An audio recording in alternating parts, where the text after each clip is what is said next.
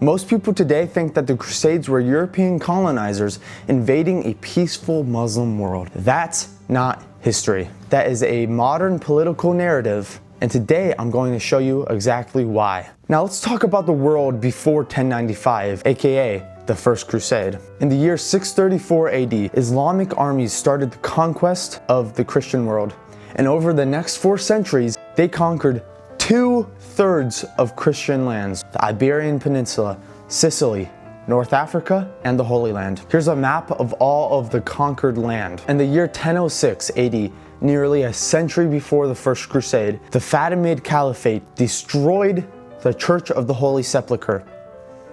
This was not merely just a takeover of Christian territory, which is bad enough, but they destroyed the holiest site in all of Christendom. In the year 1071 AD, at the Battle of Manzikert, the Byzantine Empire lost against the Seljuk Turks. This was one of the last lines of defense against Islamic expansion into Europe. The Byzantine Emperor was captured, and upon his release and his return to Constantinople, he was deposed, blinded, and then imprisoned.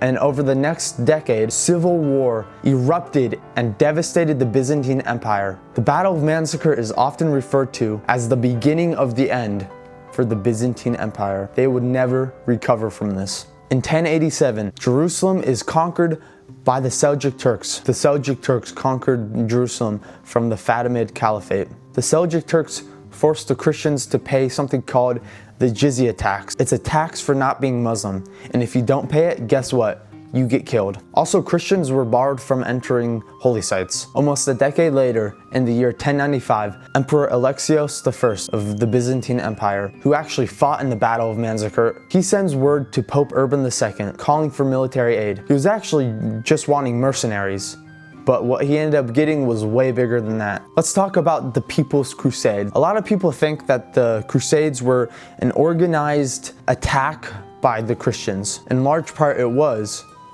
but the People's Crusades were a different story. It lasted for about 6 months, and they went ahead of the actual militaries who were going to fight. The People's Crusades were actually made up of peasants from mainly France, and some peasants were from Germany.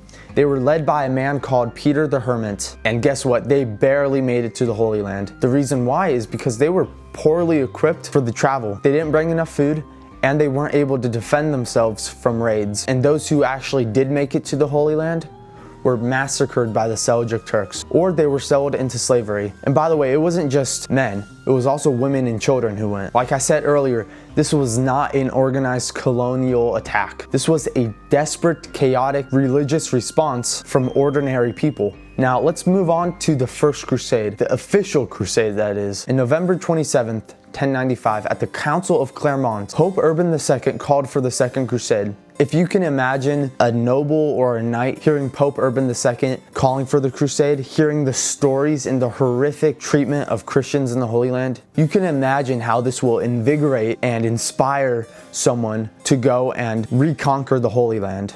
The military expedition didn't end up leaving Europe until April 15th, 1096. Now you may be wondering, who actually went on these crusades? The nobility, the knights, and ordinary men who were motivated by faith and duty. Duty to their fellow Christians, duty to Christ's territory, his homeland. To reconquer it, the Crusaders landed in Constantinople.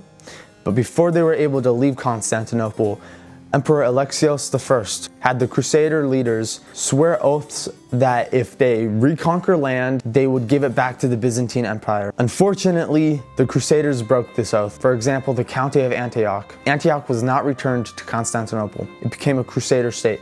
Same with the Kingdom of Jerusalem. Some of you may be wondering, were the Crusades actually successful? The First Crusade definitely was. They recaptured territory and they boosted the morale of Christendom. Before they reconquered Jerusalem, Christian morale was going down. Islamic armies were invading and Christians were being persecuted. The First Crusade actually helped the Reconquista in the Iberian Peninsula, modern-day Spain and Portugal.